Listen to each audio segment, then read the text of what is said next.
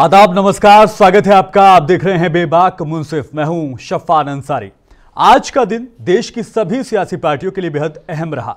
आज election commission ने press conference कर आगामी 5 राज्यों में होने वाले विधानसभा चुनावों की तारीखों का ऐलान कर दिया। तारीखों का ऐलान होने के साथ ही अब सियासी पार्टियों के लिए यह साफ हो गया है कि तकरीबन 1.25 महीने में उन्हें अपनी बातों में, अपनी इरादों से अपनी जनता का दिल किसी भी तरह से जीतना होगा। नहीं तो विरोधियों को जीत का परचम लहराते देखना किसी भी लीडर के लिए खुली आंखों से बुरा ख्वाब देखने जैसा होगा। खैर, तारीखों का ऐलान हो चुका है। सभी पार्टियां अब अपनी अपनी जीत की जद्दोजहद में जुट चुकी हैं। कैसी तैयारी है, क्या कुछ रणनीति है, क्या कुछ मुद्दे होंगे, इन तमाम सवालों के जवाब टटोलने की कोशिश करेंगे। तमाम पार्टी के प्रवक्ता भी हमारे साथ रहेंगे, उनसे भी तारुफ आपका करवाऊंगा। लेकिन शुरुआत इस रिपोर्ट के साथ। यानी वो महीना जहां देश का मौसम सर्दियों की तरफ करवट ले रहा होता है, जिसमें देश के ज्यादातर राज्य गर्मियों को अलविदा कहते हुए नवंबर में आ रही सर्दियों का इस्तकबाल करने के लिए तैयार हो रहे होते हैं। और नवंबर आते आते लोगों को ठंड का एहसास होना शुरू हो जाता है। लेकिन आज इलेक्शन कमीशन की प्रेस कॉन्फ्रेंस ने नवंबर की हल्की हल्की सर्दी को आने से पहले ही सियासी गर्मी को बढ़ाने का काम कर दिया। यानी जिन तारीखों का ऐलान देश की सभी छोटी बड़ी सियासी पार्टियों को था, वो आज जग जाहिर हो गया।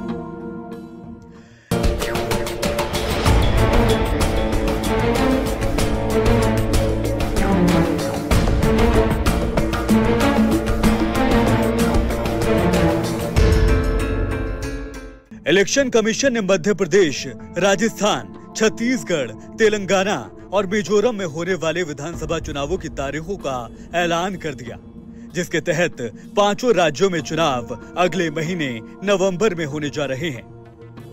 तय वक्त के मुताबिक मध्य प्रदेश की 230 सीटों पर 17 नवंबर को वोट डाले जाएंगे। राजस्थान की 200 सीटों पर 23 नवंबर को वोट डाले जाएंगे। छत्तीसगढ़ की 90 सीटों पर 7 नवंबर और 17 नवंबर यानी 2 फेज में वोट डाले जाएंगे। इसके अलावा तेलंगाना की 119 सीटों पर 30 नवंबर और मिजोरम की 40 सीटों पर 7 नवंबर को वोट डाले जाएंगे। महज 90 सीटों वाले राज्य छत्तीसगढ़ को छोड़कर बाकी चारों राज्यों में एक ही चरण में वोट डाले जाएंगे और 3 दिसंबर को नतीजों का ऐलान कर दिया जाएगा। इलेक्शन की तारीखों का ऐलान होते ही अब सियासी लीडरान की बयानबाजी तेज होना लाजमी है।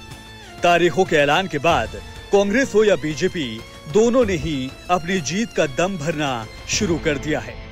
कांग्रेस के राष्ट्रीय अध्यक्ष मल्लिकार्जुन खड़गे ने ट्वीट करते हुए लिखा, 5 राज्यों के चुनावों की घोषणा के साथ भाजपा और उसके साथियों की विदाई का भी उद्घोष हो गया है। छत्तीसगढ़, मध्य प्रदेश, राजस्थान, तेलंगाना और मिजोरम में कांग्रेस पार्टी मजबूती के साथ जनता के पास जाएगी। जन कल्याण, सामाजिक न्याय और प्रगतिशील विकास ही कांग्रेस पार्टी की गारंटी है। इसके साथ ही मुंसिफ टीवी से बात करते हुए बीजेपी के प्रवक्ता पंकज चतुर्वेदी ने भी अपनी जीत के इरादों को जनता के सामने रखा। देखिए, भारतीय जनता पार्टी पूर्ण रूप से तैयार है। मतदान केंद्र से लेकर बूथ तक की पूरी तैयारी भारतीय जनता पार्टी संगठन की है। मध्य प्रदेश में जिस प्रकार से विकास के अप्रितम कार्य सरकार ने किए वो सबके सामने है और ये चुनाव भारतीय जनता पार्टी के विकास बनाम कांग्रेस के विश्वासघात के मध्य है। जिस प्रकार का धोखा, छल, कपट, प्रपंच कांग्रेस पार्टी की सरकारों ने किया, विशेषकर कमलनाथ सरकार ने, सबके सामने है। हम आश्वस्त हैं कि विकास के आधार पर जनता की कृपा भारतीय जनता पार्टी को मिलेगी। देश की 2 सबसे बड़ी सियासी पार्टियों कांग्रेस और बीजेपी दोनों ने ही पूरे जोश के साथ अपनी जीत के झंडे बुलंद करने का ख्वाब दुनिया के सामने रखा है। हालांकि हर बार होने वाले छोटे बड़े चुनावों में सभी सियासी पार्टियां इस तरह के दावे करती हैं, लेकिन असली फैसला जनता की उंगली पर ही निर्भर करता है कि आखिर वो जीत का सेहरा किसे पहनाना चाहते हैं।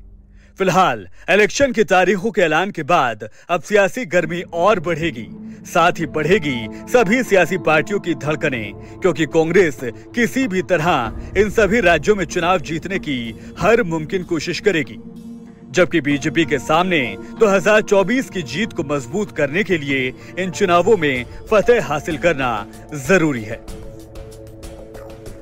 ब्यूरो रिपोर्ट, मुंसिफ टीवी। तो चुनावों की तारीखों के ऐलान के साथ ही अब चर्चा भी करेंगे, क्या कुछ तैयारियां हैं, क्या कुछ रणनीतियां हैं। तमाम लोगों से तारुफ आपका करा दूं। मेरे साथ कांग्रेस का पक्ष रखने के लिए मोहम्मद शहाबुद्दीन साहब रहेंगे, सर स्वागत है आपका। बीजेपी की तरफ से विमल दालजिया साहब रहेंगे जो भारतीय जनता पार्टी का पक्ष रखेंगे, और साथ ही साथ तेलंगाना पे चूंकि खुसूसी नजर रहेगी हमारे साथ, तो बीआरएस के इनायत अली बाकरी साहब भी रहेंगे जो कि बीआरएस की क्या रणनीति है, एमआईएम की क्या चीजें रहेंगी, इन तमाम बातों को लेकर डिस्कस करेंगे। लेकिन सबसे पहले शुरुआत कांग्रेस के साथ।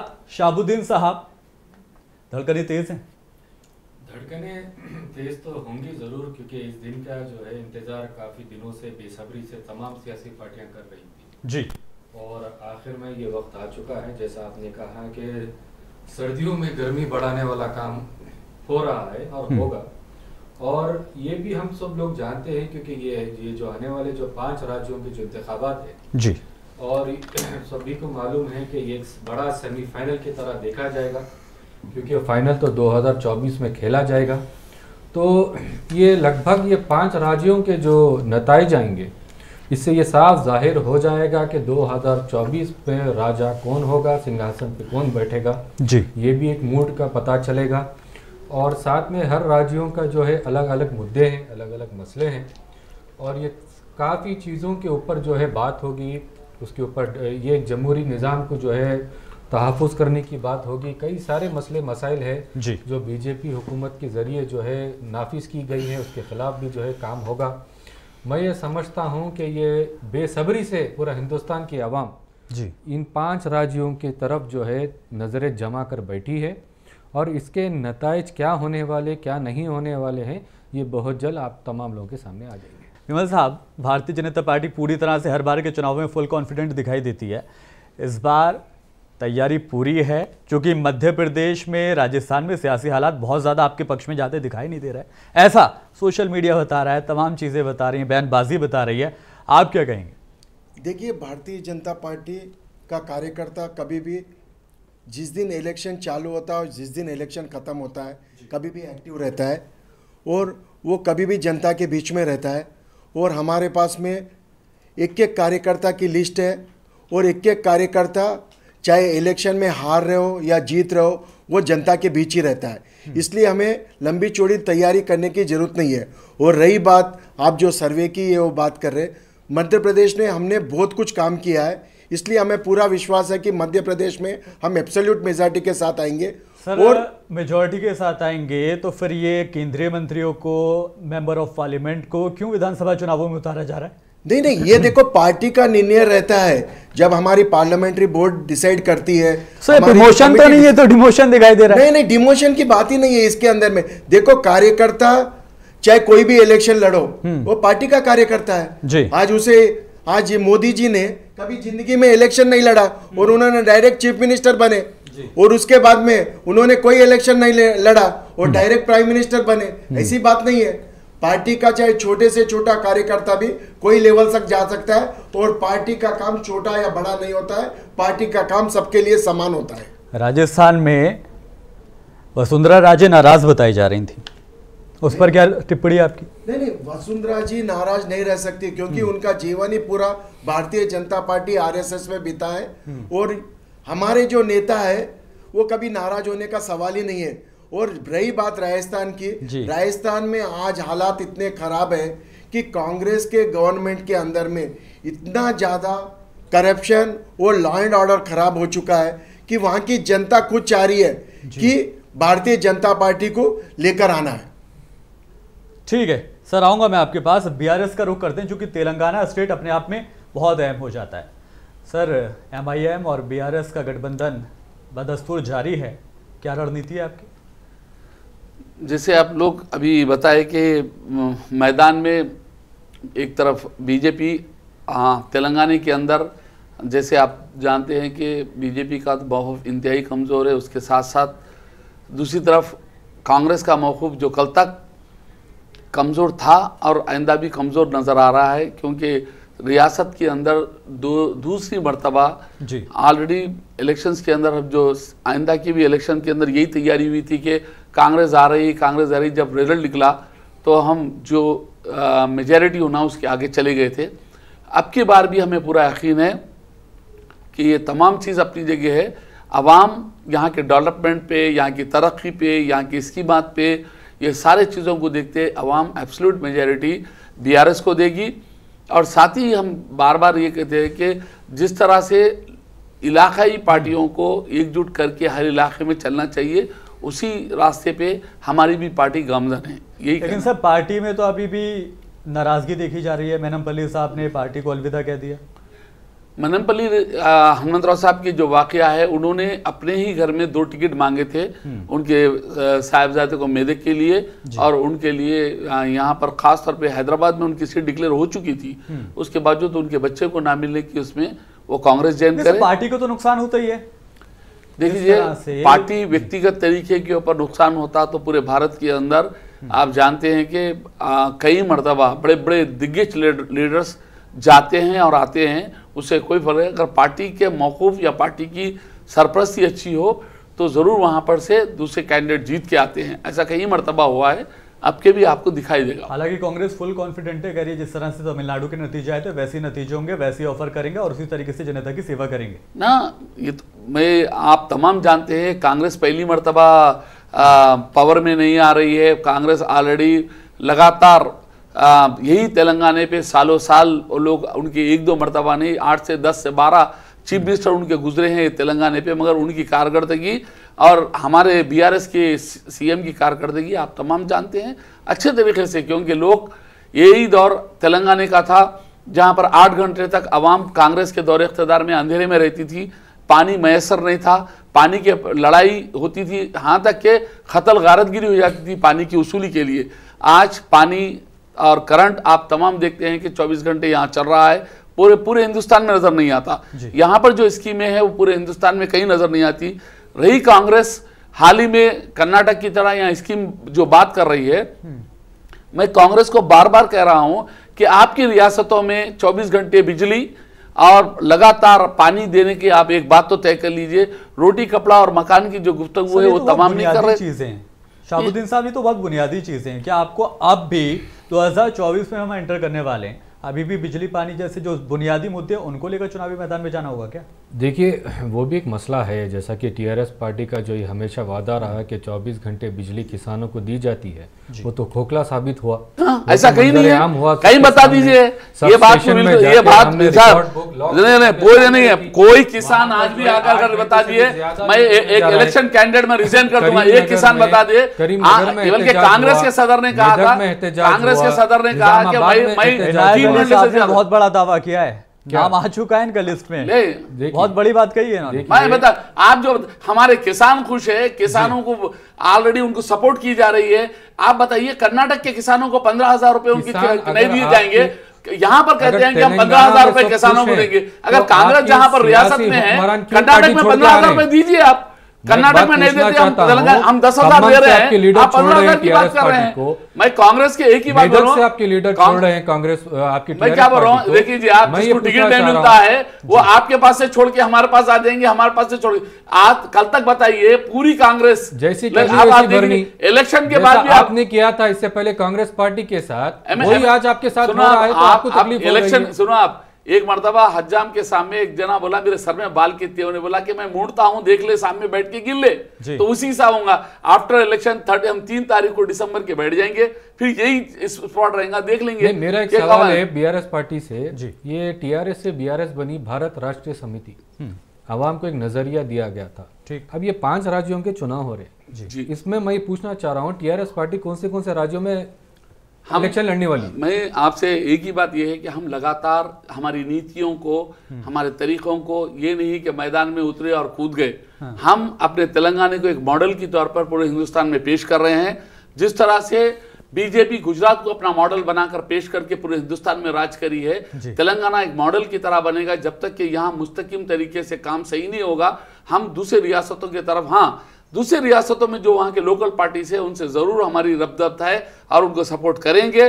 जिस तरह से कर्नाटक में भी हमने देवीगौड़ा को सपोर्ट किया था, उसी तरह से हम सपोर्ट करेंगे। पहले सपोर्ट करो ऑफिशियली, हम डिक्लेरेशन टीआरएस पार्टी की तरफ से नहीं हुआ था, हम करें, हम खुद, मैं खुद जाके वहां पर कैंपेनिंग कर रहा हूं। पार्टी के लिए जरूरी नहीं है कि ऑफिशियल अब आपके पास भी जिन रियासतों में जाना है, हम ये बता रहे हैं कि कांग्रेस सिर्फ हिंदू जो कांग्रेस आजादी लाई थी उसी का ढाक बताकर आज तक यहां तक कांग्रेस आई, जबकि उसका नतीजा ये है कि आज आप भी इलेक्शन लड़ रहे हैं। जमहूरियत को नाफिज कांग्रेस पार्टी ने क्या हिंदुस्तान नहीं, वो कांग्रेस जो नेशनल कांग्रेस थी, जो गांधी की कांग्रेस थी, वो एक परिवार की कांग्रेस अलग थी, गांधी की कांग्रेस अलग थी। सर अब कहां परिवार की रही, अब तो मल्लिकार्जुन खड़गे साहब बड़े बड़े चेहरे दिखाई देते हैं। आप बहुत अच्छी बात बोले। आज भी बात ये है, मैं चुप रहूंगा कि पॉलिसी के अंदर हमारे मलिक जी खामोश ठहरते हैं। वो जो कुछ भी करना है वो राहुल जी करेंगे, वो सोनिया जी करेंगे, प्रियंका जी करेंगे, और यहाँ पर भी जो इलेक्शन के इंचार्ज बनेंगे अब ये तीनों ही हैं। अगर वाकई है तो ये तीनों को रुक जाओ बोलो, एक खाली खड़गे साहब को यहाँ भिजा दीजिए, देख लेंगे यहाँ पर कौन जीता है, कितने सीट आते हैं बता देंगे। अजी आप ये बताइए, आज तक हमारी जैसी पार्टी जो इलेक्शन का लिस्ट 1 महीना पहले 1.5 महीना पहले डिक्लेयर कर चुकी, आज तक आप तो लिस्टों के नहीं, कैंडिडेट के नाम डिक्लेयर नहीं कर सकते, उनके एक सीट के ऊपर 50 लोग का दावेदारी है, और वो दावेदारी के बाद देखना आप कि एक को सीट मिलेंगी, वो 50 तो हराने में लग जाएंगे इत्मीनान से। ठीक है शाहबुद्दीन साहब, कांग्रेस पार्टी जो है केसीआर साहब की जैसी जो है घर की पार्टी नहीं है, जहां पर जो है कैंडिडेट्स को जो है केसीआर, कविता, केटीआर साहब मिलकर जिसको तय करते हैं। कांग्रेस पार्टी एक जमहूरियत का जो एक आईना है, एक हिंदुस्तान में जो जमहूरियत है उसका दूसरा रुख जो है कांग्रेस पार्टी है। बीजेपी तो इससे इत्तेफाक नहीं रखती, बीजेपी तो परिवारवाद का आरोप आज भी लगाती है, क्यों विमल साहब? बिल्कुल सही है।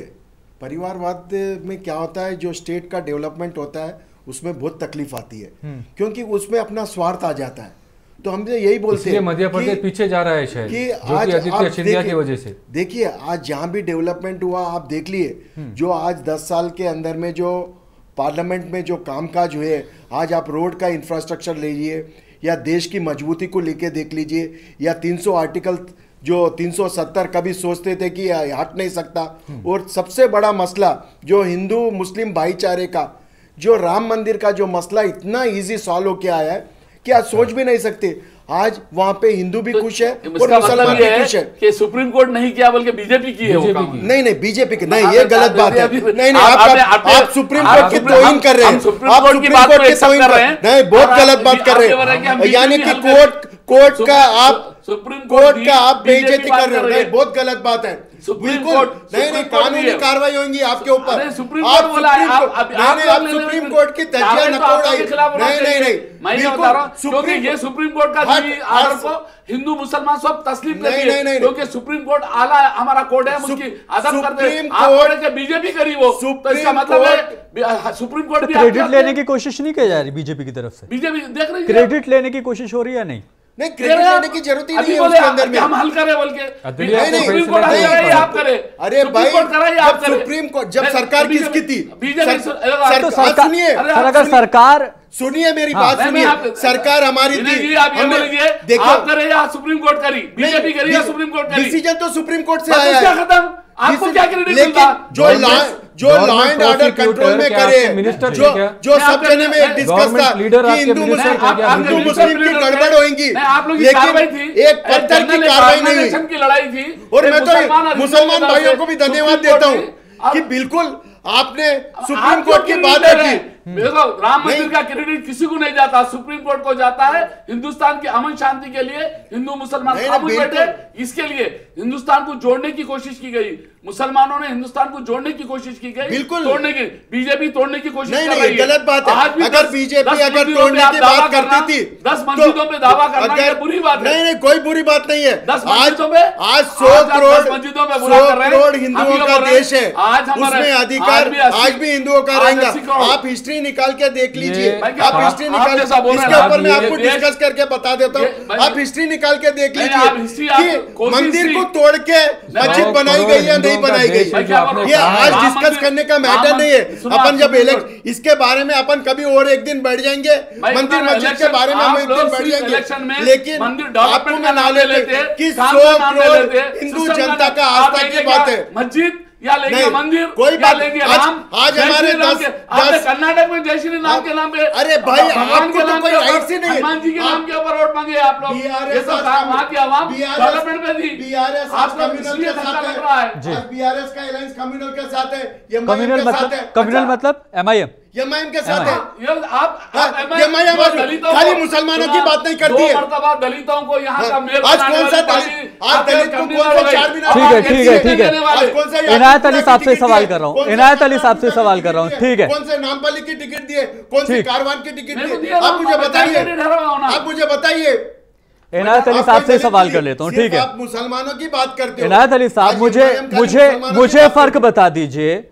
भारतीय जनता पार्टी को सीधे तौर पर यह कहा जाता है कि हिंदुत्व की बात करती है, एमआईएम को क्यों नहीं कहते कि हम सिर्फ मुस्लिम्स की बात करती है? नहीं, वो तो एमआईएम कभी भी बाबा साहेब अम्बेडकर की बात करती है, वो दलितों की बात करती है, छूत और जो अछूत के खिलाफ बात करती है। तो एमआईएम, बताइए, हैदराबाद का 2 मरतबा एक दलित को मेयर बनाया गया एमआईएम की तरफ से। आप कभी मुसलमान को कहीं किसी जगह के ऊपर बताइए कि टिकट तक देने तैयार नहीं है। लेकिन देश का मुसलमान क्यों इत्तेफाक नहीं रख पा रहा? बिहार में देखा है, इससे पहले कई राज्यों में हमने देखा है जब एमआईएम ने चुनावी मैदान में उतरकर जीत की बात की थी, लेकिन कुछ खासा फायदा मिलता एमआईएम को दिखाई नहीं दिया। देखिए, ये एमआईएम का जो डेवलपमेंट है, जिस तरीके से मुसलमानों के लिए काम करना चाहिए वो काम नहीं कर रही है, इसीलिए अदर स्टेटों में कामयाब नहीं हो सकी। जिस तरह महाराष्ट्र में, जब आपको पता है तो फिर भी उनके साथ ही गठबंधन। देखिए, ये वो हमारी रियासत की एक पार्टी है जो यहाँ से हैदराबाद से शुरू हुई और उसके चंद लिमिटेड सीट्स है जहां पर वो पुराने शहर की नुमाइंदगी करती है, उसके मुकाम पे रहती है, तो हमें कोई ऑब्जेक्शन तो सर बस मुस्लिमों का वोट खींचने के लिए, मुस्लिमों का वोट खींचने के लिए आपके पास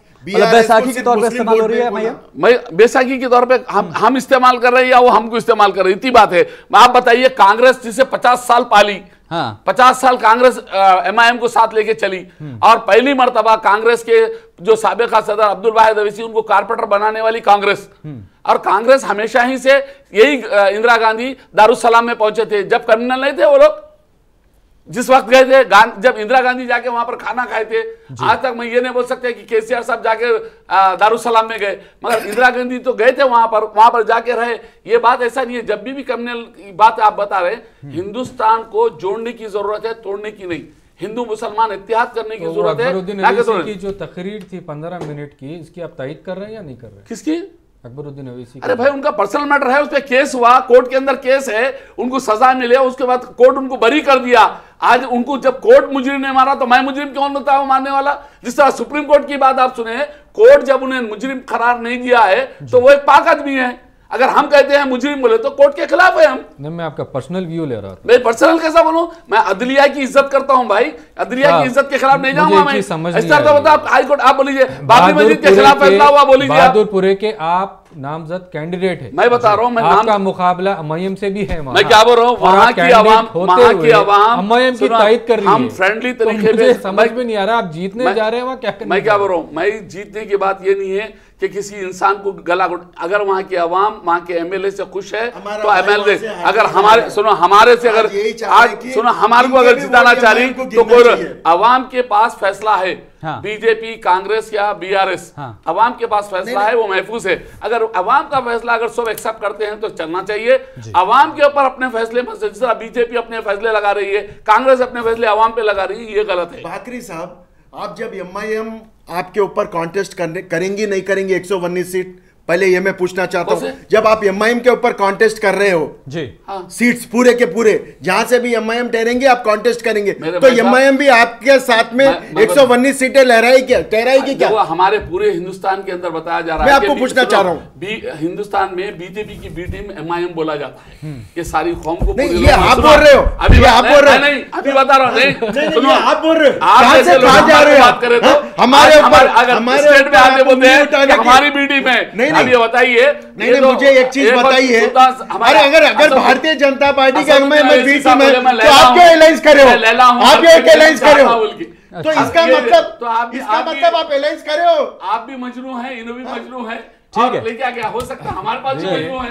आप क्या बोल रहे हो, आपको नहीं पता। मजनू की चीज है, टीआरएस को साथ चाहिए, बीजेपी को जो है दूर चाहिए। ठीक है, ये दोनों भी, मगर उनको एमआईएम की जरूरत है। नहीं सर, हम गवाह नहीं है, हम तो सभी पार्टियों के पक्ष रखते हैं। आगे बढ़ा रहा हूं मैं चर्चा को, और शहाबुद्दीन साहब आपके पास आ रहा हूं। राजस्थान में बहुत सी स्कीम्स ऐसी हैं जिनको अब नाफिज किया जा रहा है। 4, 4.5 साल, 4.5 साल होने को जा रहे हैं।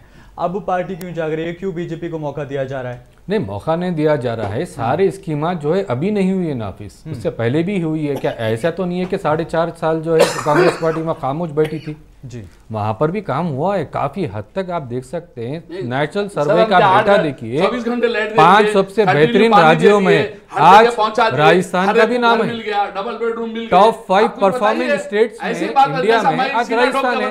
मैं ये पूछना चाह रहा हूँ, जब ये स्कीम नहीं दिए गए हैं, जब यहाँ पर डेवलपमेंट का काम नहीं हुआ है, जहाँ पर इंफ्रास्ट्रक्चर का काम ऐसा है, तो मैं ये बताना चाह रहा हूँ टॉप 5 साल का मौका दिया ना जनता ने, आपने क्या कुछ किया? क्या कुछ लेके जाएंगे जनता के बीच?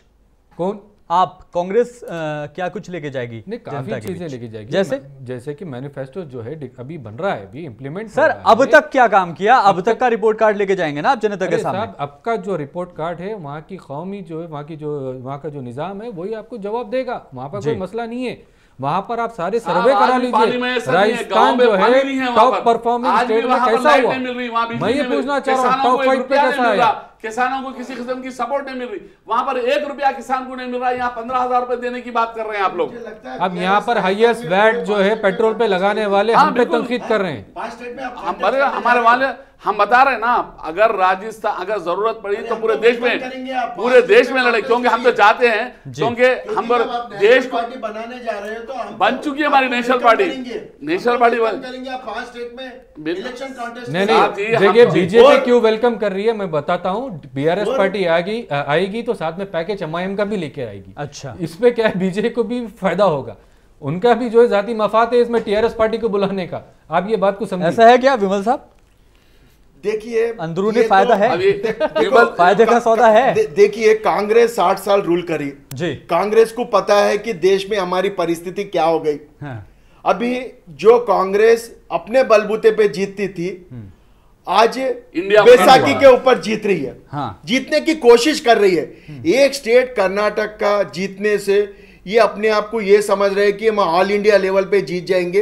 ये खाली ख्वाब देखने की कोशिश कर रहे हैं। इनके पास में भी अभी नेता ही नहीं है। इनका मैं पूछना चाह रहा हूं कि आपका प्राइम मिनिस्टर कैंडिडेट कौन है? मेरा पहले ये तो डिक्लेयर कर दीजिए। पहले तेलंगाना के पहले तो आप ये देखिए, वो बताइए हमको। आपके नेता थोड़े बेल पे, थोड़े जेल में। तेलंगाना में आपका अलायंस थोड़ा बेल पे, थोड़ा जेल में। 6 गारंटियां डिक्लेयर कर चुकी है।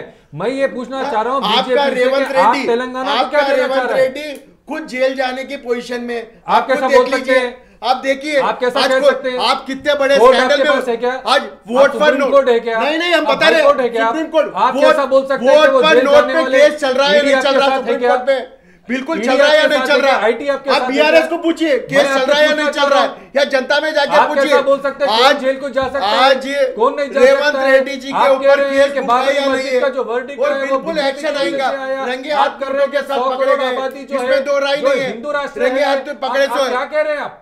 मैं आपसे पूछना चाह रहा हूं, आप क्या कह रहे हैं यहाँ पर बैठ के? आप कैसा कह सकते हैं? ये बिल्कुल उनके ऊपर केस है, बराबर जेल को जाएंगे। कैसा कह सकते हैं आप? बिल्कुल उनके ऊपर केस है। आप ये केस जेल को तो नहीं भी जा सकता जबकि मुजरिम साबित ना हो। तो मैं बोल रहा हूं, मेरा सवाल बीजेपी से यही है कि आप कैसा कह सकते हैं?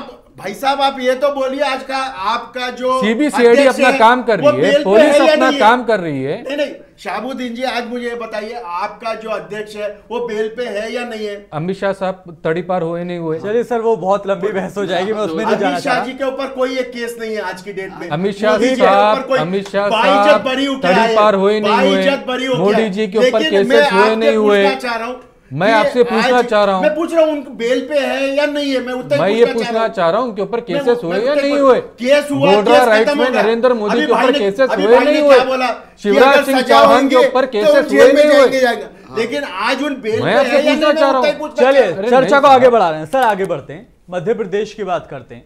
सर ज्योतिरादित्य सिंधिया का, बीजेपी से सवाल है विमल साहब से मेरा, ज्योतिरादित्य सिंधिया का जिक्र बार बार हो भी रहा है और नहीं भी हो रहा है। अगर भारतीय जनता पार्टी, अगर हो सकता है, आपको भी नहीं पता मुझे भी नहीं पता, अगर भारतीय जनता पार्टी हार जाती है तो हार का सेहरा कहीं ज्योतिरादित्य सिंधिया के सर पे ना जाए? नहीं ऐसी बात नहीं है। वो भी हमारे नेता है, उनका परिवार का भी बहुत बड़ा योगदान है। मध्य प्रदेश में नहीं, देश के लिए भी उनका बहुत बड़ा योगदान है। चाहे कोई ना कोई रूप में रहे से है, चाहे इसके पहले उन कांग्रेस में भी रहे, लेकिन उनके देश के प्रति उनका व्यवहार वैसे ही था। बहुत कुछ मिला नहीं, बहुत कुछ मिला नहीं कांग्रेस में, कांग्रेस छोड़ के बीजेपी में आने को। ऐसी बात नहीं है। देखो वो राजघराने से है, उनका वर्चस्व अलग है, उनका दबदबा मध्य प्रदेश में भी है, राजस्थान में भी है, देश के अंदर में भी है। और सेहरा ये हार जीत इलेक्शन में लगे सो रहेंगी। आज आप कोई बोलेंगे कि भाई कल आने वाले दिनों में ये पार्टी हार गई तो उसका वजूद खत्म होगा, वैसी बात नहीं है। लेकिन जीतने के लिए हर पार्टी अपना प्रयत्न करती है, कोशिश करती है, वो जीत में आने के लिए करती है। आज हम लोग भी 2 सीटों से आज 303 सीटों पे आए, तो हमने भी मेहनत की है, हम बगैर मेहनत तो नहीं आए।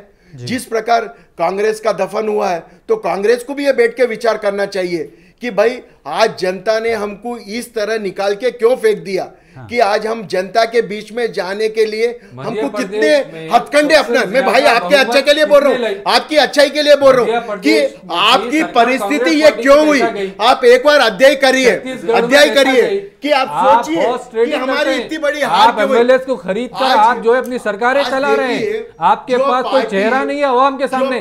अवाम का जो मैंडेट है वो कांग्रेस पार्टी है, हिंदुस्तान का जो ख्वाब है वो कांग्रेस पार्टी है, हिंदुस्तान की जो सोच है वो कांग्रेस पार्टी है, उसको तोड़ने का काम आप कर रहे हैं, हाउस ट्रेडिंग के जरिए आप कर रहे हैं। प्राइम मिनिस्टर का मैं कांग्रेस को पूछना चाह रहा हूं कि आप राहुल गांधी को हम डिक्लेयर तो करेंगे? बार-बार ऐलान कर रहे हैं आपके हमारा आप राहुल गांधी को डिक्लेयर करो प्राइम मिनिस्टर, अगर हिंदुस्तान को अगर आप वोट डालेंगे, आप वोट डालेंगे, अगर राहुल गांधी अगर डिक्लेयर हो जाएंगे आप बीजेपी छोड़ के आना पड़ेगा आपको, भाई कोई आने की आपको वोट डालना पड़ेगा कांग्रेस पार्टी को। देश का हित का काम करेगा जनता उसको बराबर वोट डालेगी। बहुत अच्छी बात बोले आप देश का हित का काम करिए, जनता बराबर एक चीज, देश के हित का काम अगर करना ही है तो मोदी जी को सिखाइए पहले देश के हक में काम करने का।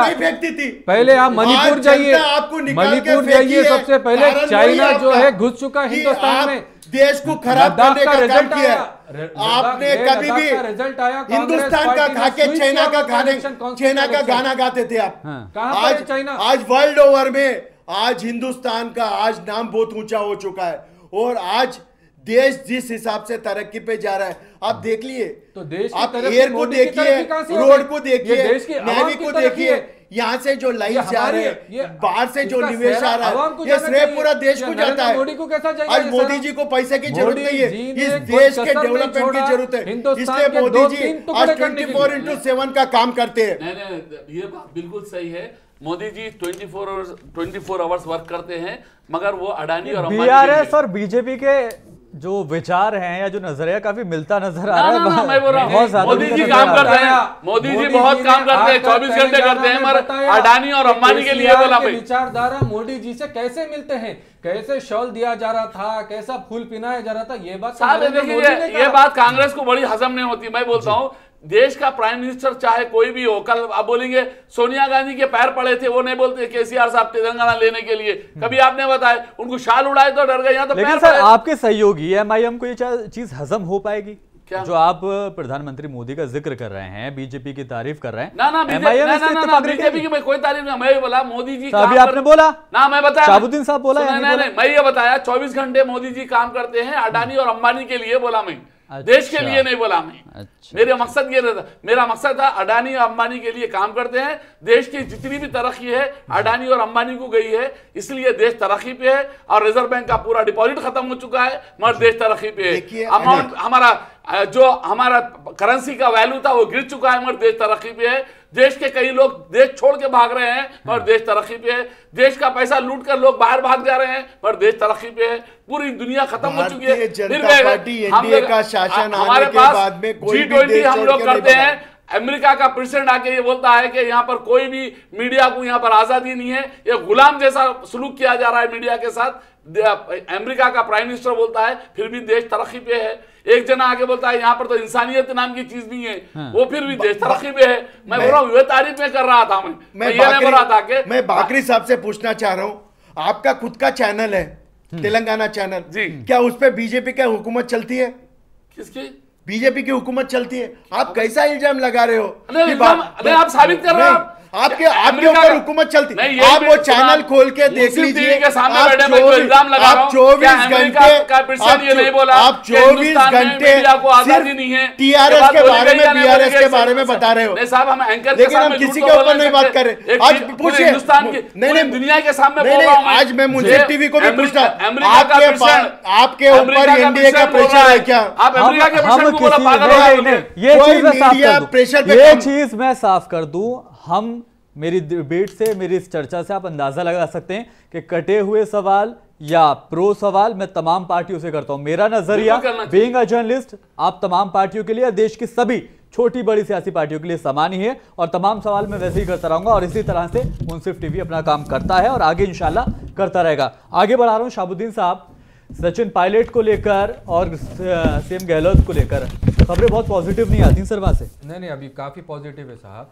मतलब गड़बड़ हुई थी बीच में हुई थी, जाहिर सी बात है, मंजर आम है, मीडिया में उसके चर्चे हुए हैं, ऐसा कोई नहीं है, क्योंकि सचिन पायलट भी कद्दावर बड़े नेता हैं वहाँ के, जैसा अशोक गहलोत भी है। सिंधिया जी ना बन जाए नहीं, वो सिंधिया जी नहीं बनेंगे, बनना होता वो बन चुके होते।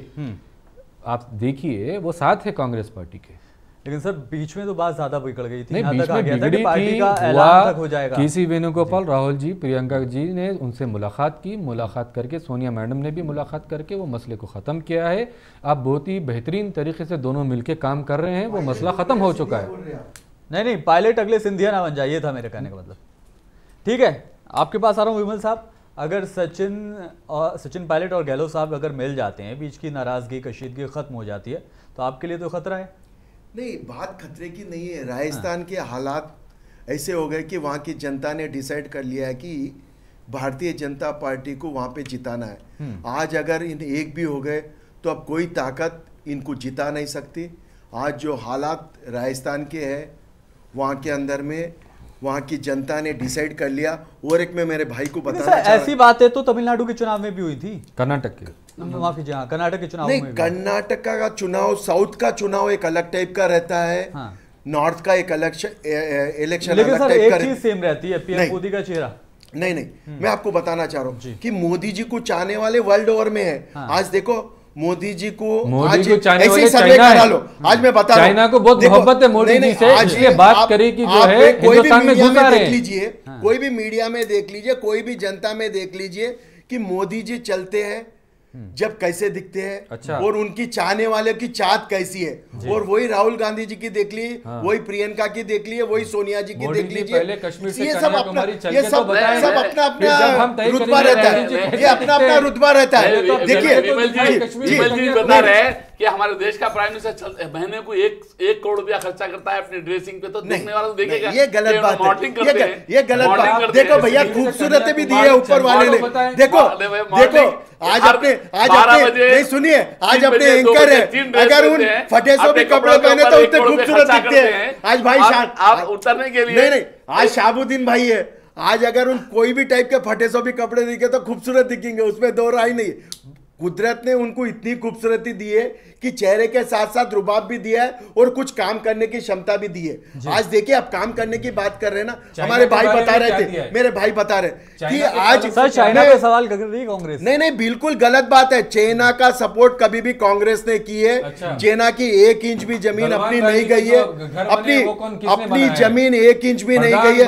आप एक काम करिए, ये इलेक्शन के बाद में अपन तीनों जने मिलके एक बार बॉर्डर पे जाके आएंगे, एज एक भाईचारे के नाते। लगातार दावा कर रही है कि देखो भैया, कांग्रेस में कुछ भी नहीं है।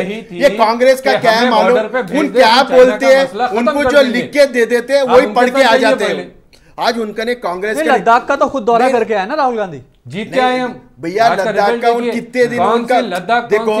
आज अभी मेरे भाई बता रहे आप अदानी, आज अदानी के साथ में आपका राजस्थान में डील नहीं है। मैं आपको पूछना चाह रहा हूं, आपका अदानी के साथ डील नहीं है। हमारे साथ डील नहीं होती है, बिजनेस होती है।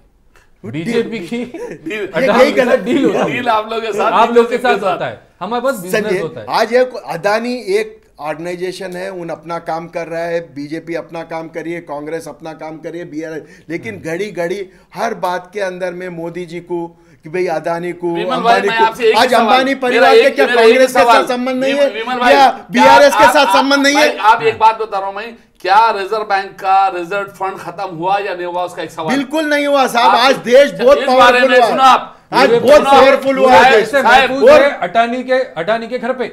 और आपको मैं बता रहा हूँ, रिजर्व बैंक का पैसा कहीं नहीं गया। ये जो इलेक्शन होने जा रहे हैं ना, तो ये जनता तो बहुत होशियार है। जनता रिजल्ट बता देंगे आपको। मैं आपका गूगल कि जनता सुना मेरा बोले आपके गूगल पे गूगल मारिए, आप बताइए अगर रिजर्व बैंक ये बताया कि हमारा जीरो हो गया है, रिजर्व फंड तो बर्खास्त हो जाते। हिंदुस्तान कभी भी सोने की चिड़िया और चिड़िया अरे कहाँ से चिड़िया भाई, आपका चिड़िया नहीं जाएगा। अंग्रेजा लूट के लेके गए चिड़िया, अगर अंग्रेज जैसा लूटे वैसे लूट के जा रहे हैं। हिंदुस्तान कमजोर हो रहा तो आप नीरू भाई मोदी पैसे लेके भाग गया, और अगर आप किंगफिशर वाला लेके भाग गया, ये लूट हर कोई लूटते रहेगा तो घर तो दुनिया भी लूट जाएगी। कोई लूट के नहीं जाएगा, बराबर कब लाएंगे भाई पैसा बाहर से लाता बोले थे, ब्लैक मनी आता बोले थे, वो व्हाइट मनी। शाहबुद्दीन जी कुछ कह रहे हैं। 15 लाख रुपए हमारे अकाउंट में कब आएंगे, मेरा ये सवाल। सब वो तो साफ कर दिया ना, गृह मंत्री ने साफ कर दिया कि वो चुनाव के दौरान बोला गया था।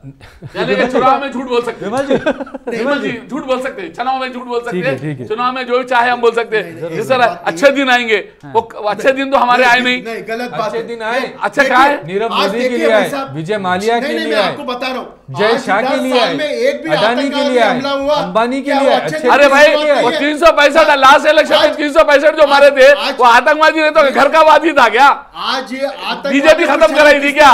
जो 365 जो जवान मारे थे, आज जो 365 जवान मारे थे अगले इलेक्शन से पहले, 10 साल के अंदर में वो आतंकवादी था। आ रहा है क्या? वो आतंकवादी था, ऐसी बात नहीं। बीजेपी बात था। आज अपने जम्मू कश्मीर के अंदर में ट्रेड लिंक चालू हो रहा है, बिजनेस लिंक चालू है, वहाँ होटल्स आना चालू हो रहे हैं, वहाँ टूरिज्म डेवलप हो रहा है। और आप खुद देखिए, आप देखिए आज अगर मैं बता रहा हूं, सेंट्रल का पैसा नहीं आता तो तेलंगाना में ये जो आप लोग जो थोड़ा बहुत डेवलपमेंट करें आप कर सकते थे क्या? आप ना दिए जीएसटी का कितना पैसा आ रहा है? 1 रुपया बताइए, बराबर 1 रुपया बताइए। जिसका अधिकार का पैसा वो स्टेट को बराबर जा रहा है, जो भी उसके पास वहाँ पे कोई सरकार रहने दो, वहाँ पे कोई सरकार बार बार केसीआर साहब केटीआर साहब बार बार बोले, अरे भाई ठीक है झूठ बोल रहे, झूठ बोल रहे, झूठ का बलिंदा है। सुबह में उठ के आके सुबह में झूठ, शाम में झूठ बोलता सब हम दे दिए। ये बताइए दलित को केसीआर साहब दलित को चीफ मिनिस्टर बनाता हूँ बोले, ये झूठ है या सही है? आप 3 एकड़ जमीन देता हूँ बोले, या सही है या झूठ है? कौन सी 3 एकड़ जमीन देता हूँ बोले और दलित को चीफ मिनिस्टर आप बोल दीजिए दलित को। ठीक है सर, ठीक है विमल साहब, इनायत साहब ठीक है। अपने प्रोग्राम को खत्म करने की तैयारी कर रहा हूं मैं, और लास्ट कमेंट शाहबुद्दीन साहब। एक छोटा इलेक्शन कमीशन जी के ऊपर बात करना है मुझे जी। एक इलेक्शन कमिश्नर से आपके मीडिया के थ्रू भी मुझे रिक्वेस्ट है, और शायद इसके अंदर में कोई भी पॉलिटिकल पार्टी को ऑब्जेक्शन नहीं रहेगा जी। अभी क्या है, इलेक्शन जो ये मूवमेंट में आ रहा है, ये पूरा शादियों का सीजन और ये सब चीज आ रहा है। और ये क्या करते हैं, इलेक्शन कमिश्नर जो पुलिस वालों को इंस्ट्रक्शन देते हैं, ये बेगुनाह लोगों को भी बहुत सताते हैं। कोई 1 लाख रुपए भी लेके गया, कोई 2 लाख रुपए भी लेके गया, कोई शादी के लिए सोना भी खरीदने जा रहा है। तो मैं आपके माध्यम से इलेक्शन कमिश्नर को एक रिक्वेस्ट करना चाह रहा हूं कि मिनिमम एक जो 5 लाख रुपए कि जो भी शादी के या कोई बिजनेस के बताने के बाद आप साफ हो जाएंगे। नहीं बहुत सताते हैं सब, बहुत पुलिस वाले एटीएम खोल के दिए हैं, आप गूगल पे करके दिए हैं, फिर आप कह रहे हैं कैश लेके क्यों जा रहे हैं? नहीं भाई साहब, आज भी अपने देश के अंदर में पैसा लेके चलती है जनता, जो गरीब आदमी है ये गूगल गलत बात परेशान है। शाहबुद्दीन जी साहब, मैं पार्टी से हटके बात कर रहा हूँ कि ये जनता की तकलीफ है। आज देखो, इसके पहले बहुत से पॉलिटिकल पार्टियां एम्बुलेंस के अंदर में पैसे लेके नहीं गए, पुलिस की गाड़ी में लेके नहीं गए, मैं उसके बारे में नहीं बात कर रहा हूं, हमको नहीं मालूम, लेकिन मैं जनता की हित के बारे में बात कर रहा हूं कि जनता की जो तकलीफ है, आप बिल्कुल उसको जिनानिटी में हेल्प करिए, क्योंकि शादियों का सीजन है, हर आदमी को तकलीफ होती है, और आज भी हमारे पास में ज्यादा कैश में बिलीव करते हैं। ठीक है विमल साहब, हम उम्मीद करेंगे इलेक्शन कमीशन तक हमारा ये प्रोग्राम अगर जाएगा तो जरूर वो इस पर गौर करेंगे। फिलहाल आप तमाम लोगों का हमारे साथ जुड़ने के लिए बहुत शुक्रिया। तो कुल मिलाकर ये कहा जा सकता है कि 5 राज्यों के चुनावों की तारीखों का ऐलान होने के बाद से अब ये जो चुनाव है बहुत दिलचस्प हो गया है।